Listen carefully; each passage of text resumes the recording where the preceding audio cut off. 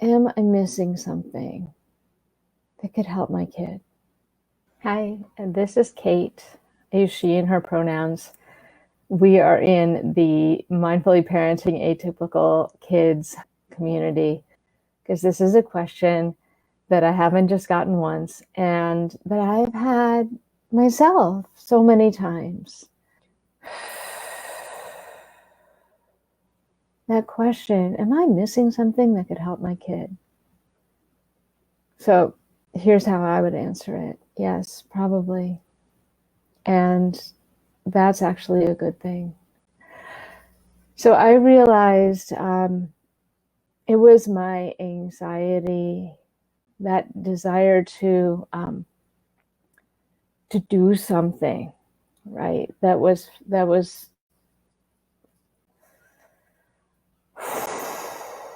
this is going to be a little hard to articulate because I'm reaching back now to when Ocean was, 6 months, a year, 18 months, 2 years, when he was diagnosed at, I think he was 3 and change, 3 and a quarter, when he was diagnosed with autism first.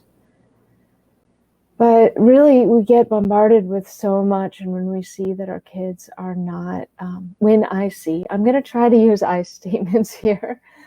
When I was seeing that he was developing differently from his peers, at first I really wasn't at all concerned because I had seen so many babies and children develop differently from their peers on different timetables, but they all were on pretty much the same trajectory. And I hadn't known that many kids who didn't follow that trajectory in their own time. But he didn't. He was kind of diagonal. He was kind of all over the place, or a zigzag. And some things he was just skipping over. So I did start to get concerned, and that's when the anxiety was kind of reignited in me. I don't have anxiety because of Ocean. I had anxiety way before I had Ocean. So the anxiety was triggered, and my way of dealing with that anxiety was, well, there must be something I can do. Right? It's always worked for me in the past. If I just get in there and work, right?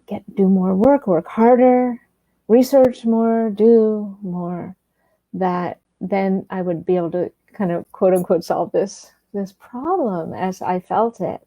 I felt it as something that I didn't know if it was my fault, but I felt like as his parent, it was my job to sort it out and get him the help that he needed, whatever that was.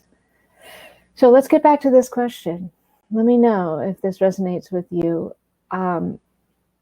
Am I missing something that could help my kid? Well, eventually it started to snowball, right?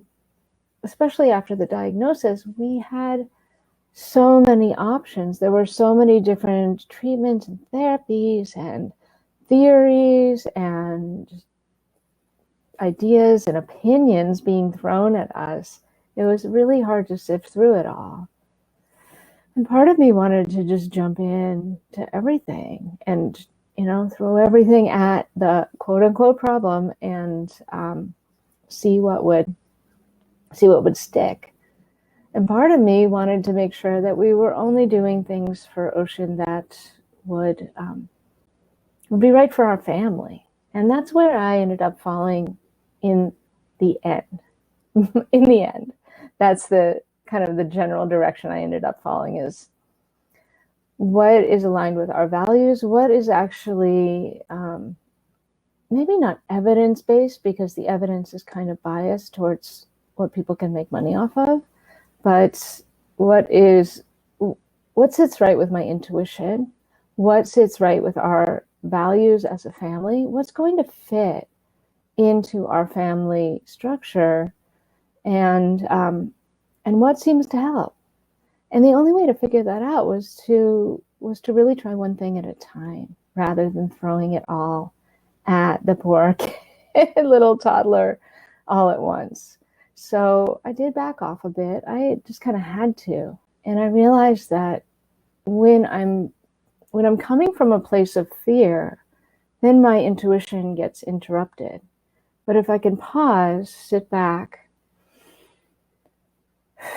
take even one breath, and have some perspective, I can remember he's an amazing person. Yeah, he needs some help, and this might help, and that might help, and the other thing might help, but let's not throw it at him all at once. So my answer to this question, let me put it back on the banner. Am I missing something that could help my kid? Is yes, you probably are. And thank goodness. That's a good thing, because otherwise your kid wouldn't even have time to sleep, wouldn't have time to be a kid, wouldn't have time to eat, wouldn't have time to play. So if you're missing something that could help your kid, give yourself a pat on the back.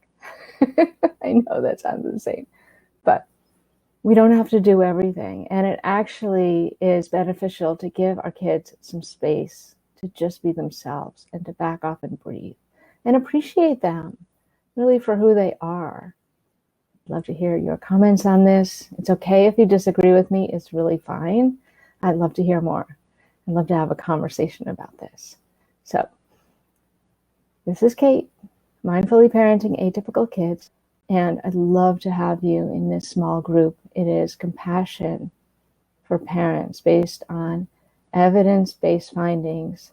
There are so many studies that show how self-compassion can benefit not just us as the parents of atypical kids, but also our whole families, including our kids. So if you feel like you're missing something, and I just thought of this isn't the plan, but if you feel like you're missing something that could help your kid, maybe it's your own self-care that you're missing. Just a thought. All right, put a hand on heart. Take a breath that fills you. Hold that breath in for a moment. Find stillness. Find the still place. And then take it a little more breath. Notice your capacity is bigger than you thought. Pause with that breath held in and take in a little more breath. Wow, that capacity is so much vaster than you ever imagined. Then let it out really slowly as you release one fear, anxiety, or tension that you're holding on to. That's it. One breath practice. Have a wonderful day, a wonderful week, and I can't wait to connect with you